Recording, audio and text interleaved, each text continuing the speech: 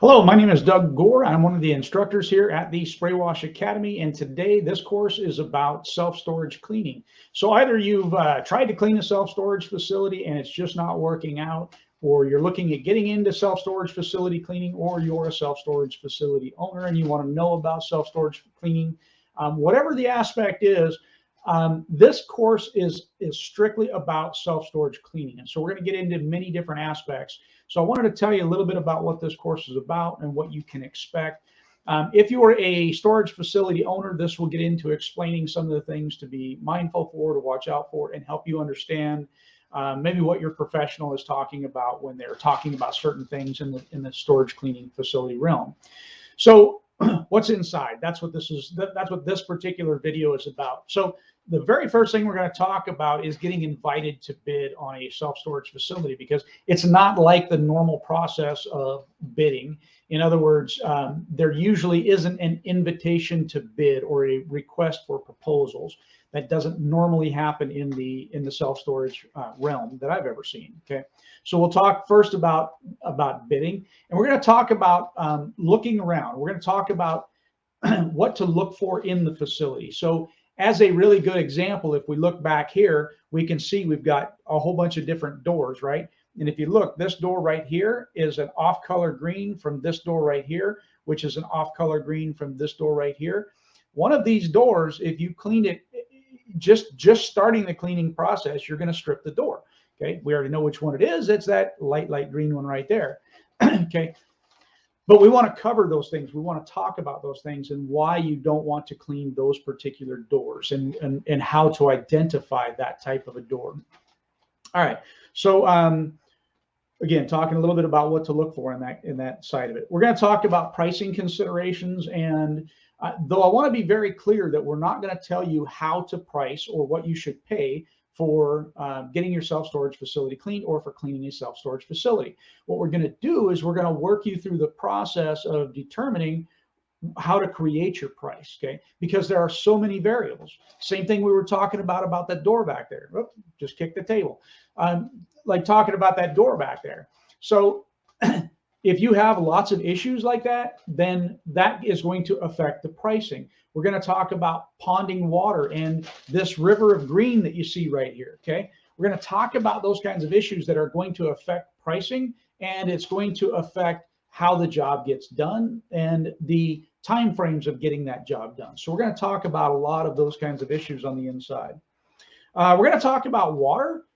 Is there water at the facility? Is it ample water to get the job done? If you kind of look at this picture right here, you can see there is a hose right here, and it's hooked up to this connection right here. Okay, not all facilities have hose pipe connections, number one. Number two, not all of them have sufficient water. We're going to talk about that. So we're going to talk about how to find out if the facility has enough water.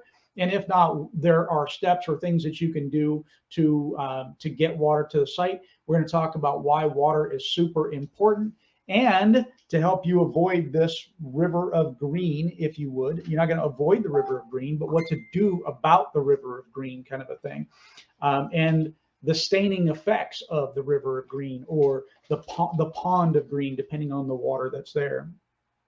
We're going to talk about the bases on these. So if you look at this base right here, okay, depending on what that base is made out of, that base can be tarnished and become black almost immediately based on the chemicals of not the self-storage facility cleaning, so to speak. If you're cleaning like the rain gutters and all that, it won't typically do anything to those, though it can if you're running too hot of a mix.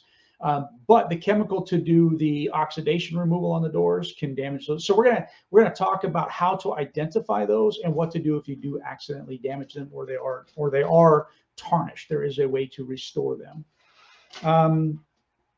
So we'll talk about that, because some of those are aluminum, some of them are what's called a galvalume.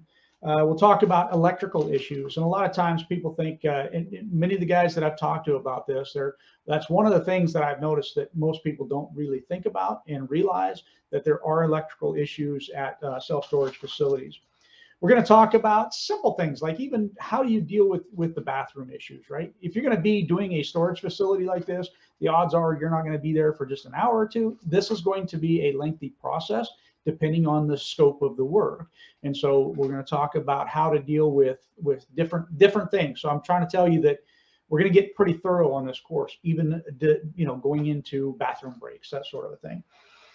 Getting your pictures and what pictures you need to get and why you need to get them. You think, you just take a picture. It's not quite that way. So we're going to discuss pictures and why they're important. We're going to talk about avoiding water intrusion. This is one of the reasons why a lot of self-storage facility owners don't get their places cleaned, or maybe they've had them cleaned in the past, but they had lots of water intrusion issues. So we're going to talk about, and we're going to show you how, what, where, when, and why the water intrusion happens.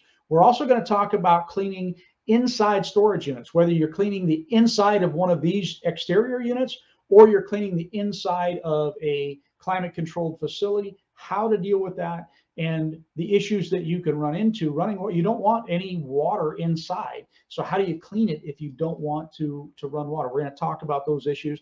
The inside of a unit or the inside of a facility can definitely be cleaned if it's done correctly. That's the key. Again, we're going to talk about the river of color. We're going to talk about the chemicals. We're going to talk about the brushes. You can see right here, one of the brushes that we have. We're going to talk about, should I use a pump off of a truck? Should I use a pump up sprayer? We're going to talk about some of that, what we personally use out there and kind of why we do that. We'll talk about rags. We'll talk about, we'll talk about the brushes versus pressure washing, pressure rinsing, and how to, again, avoid that water intrusion issue. We'll talk about damaged doors. We'll talk about those sorts of things. We're also going to talk about like cleaning the concrete and stuff, and why a lot of owners don't have it cleaned or don't have it cleaned a second time. Maybe they've had it cleaned once and the job just didn't last very long. So we're going to talk about some of those issues and why some of that comes up. So a lot of times it's just, in my opinion, not done correctly, or there's some things that could have been done to help avoid that, not looking good for very long. Let's see, we're going to talk about working in the shade and why that's important, how the heat and the cold affect the chemicals, they affect the doors, they affect your guys. We're going to talk about these sorts of things. Again, we're also going to show you about techniques of how to brush and how to pressure rinse or pressure wash. There are different patterns that you can do, different things that you can do to make sure that that job comes out really good to begin with and as efficiently as possible. I know I talk to people sometimes and they're like, man, these things just won't come clean, or I work my butt off. You're probably doing it wrong. There are techniques and things and ways to do about it, or you're using the wrong chemical, or lots of different things. So we're going to get into chemicals. We're going to get into mix ratios. We're going to get into brushes. We're going to get into pressure washing, pressure rinsing. We're going to get into all that kind of stuff.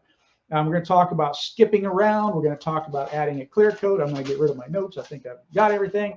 So we're going to try to cover as much as we possibly can in this course for you so that you are either ready to go out and look at a storage facility, to clean a storage facility, to help you fix the issues that you're having cleaning a storage facility, or if you're a storage facility owner and you're just trying to figure out, should I get it clean? How long is it going to last? We're going to address a lot of those issues inside this course. Look around here somewhere. There's going to be a button that will allow you to purchase the course here from the Spray Wash Academy. And again, when you're done with the course, if you have any questions, comments, or concerns, feel free to reach out to us. We're always here to help. And I hope you enjoy the course. Thank you very much. Again, Doug Gore with the Spray Wash Academy.